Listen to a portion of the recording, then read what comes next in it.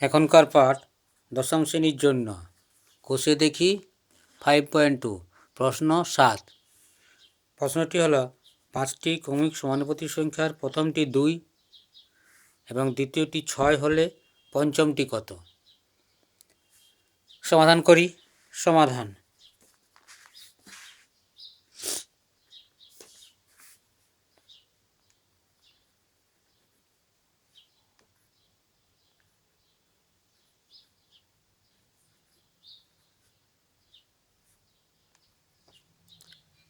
মনে করি সংখ্যা 5টি হলো মনে করি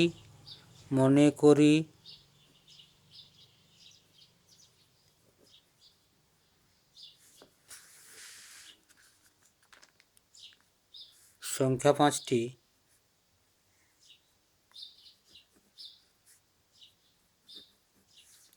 A B C D E। আমাদের সংজ্ঞানুসারে এই সংখ্যা 5টি যদি ক্রমিক সমানুপাতিতে থাকে তবে আমরা কীভাবে লিখতে পারবো? A/B সমান B/C সমান C/D সমান D/E শেষ। অর্থাৎ আমরা এখানে ব্র্যাকেটে লিখব। কেন লিখতে পারলাম এটা? যেহেতু A B C D এবং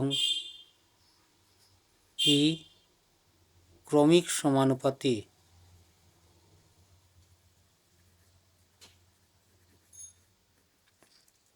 তার জন্য আমরা এটা লিখতে পেরেছি। এবার যেহেতু এ প্রথম পদ 2 বলা আছে, প্রথমটি 2,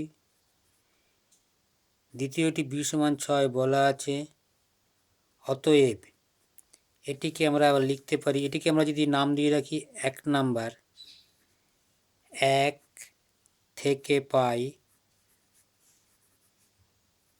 কি পাবো? A এবং B এর মান বসাবো। 2/6, B হচ্ছে 6/C সমান C/D সমান D/E। এটিকে নাম দিই আমরা 2। দেখো 2 থেকে আমরা এই অংশটুকু নিয়ে নিই, সবগুলো সমান। এখানে আমাদের পদ রয়েছে কটি? 1টি 2টি 3টি 4টি সমান। এই 4টি থেকে আমরা অসংখ্য সমীকরণ অসংখ্য বলবো না, যত অনেকগুলো সমীকরণ পেতে পারি। কারণ এই দুটো সমীকরণ করলে একটা পাবো, এটাকে করলে আবার আরেকটি পাবো, এটাকে করলে আবার আরেকটি পাবো। তাহলে প্রথম দুটিকে নিয়ে আমরা পাই, অতএব 2 হইতে পাই 2/6 সমান 6/C। দেখো এটি আমাদের 2 1 2, 3 2 6, বা বর্জ্যগ্রহণ করি 1 × C 3 × 6 18। অতএব C সমান 18 পেয়ে গেলাম।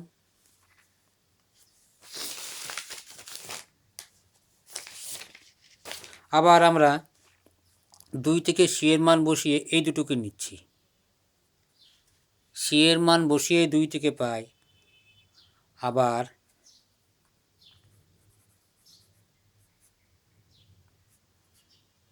C সমান 18 বসিয়ে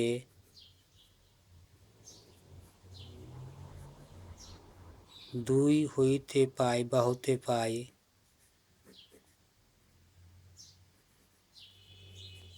কি পাচ্ছি? 2 হতে পাচ্ছি আমরা এই দুটোকে নিচ্ছি। 6/18 সমান 18/D।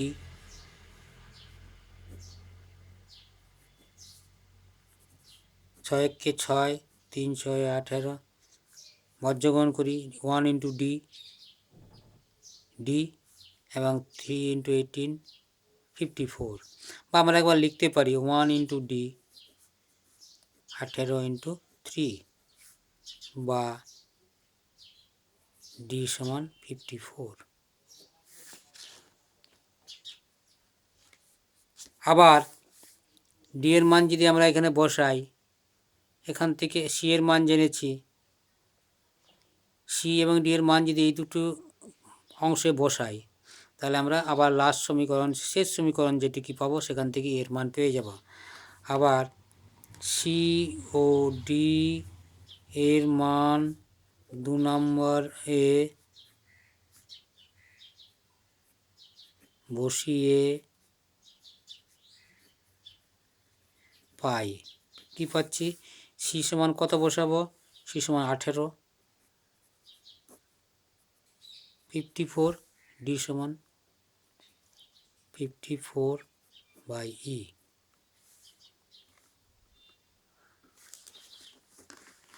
বোঝা গেছে? কোনো অসুবিধা?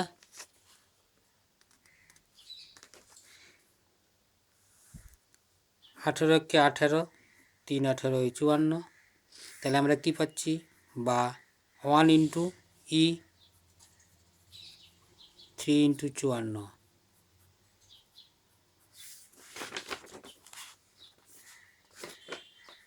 বা ই সমান 3 ইন্টু 54, 3কে 54 দিয়ে গুণ, আমরা পাবো 3 4 12, 3 5 15, 16, 162।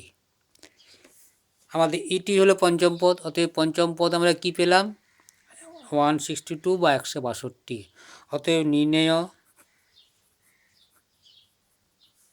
পঞ্চম পদটির মান, আমাদের প্রশ্নে ছিল পঞ্চম পদটি নির্ণয় করো। পঞ্চম পদটি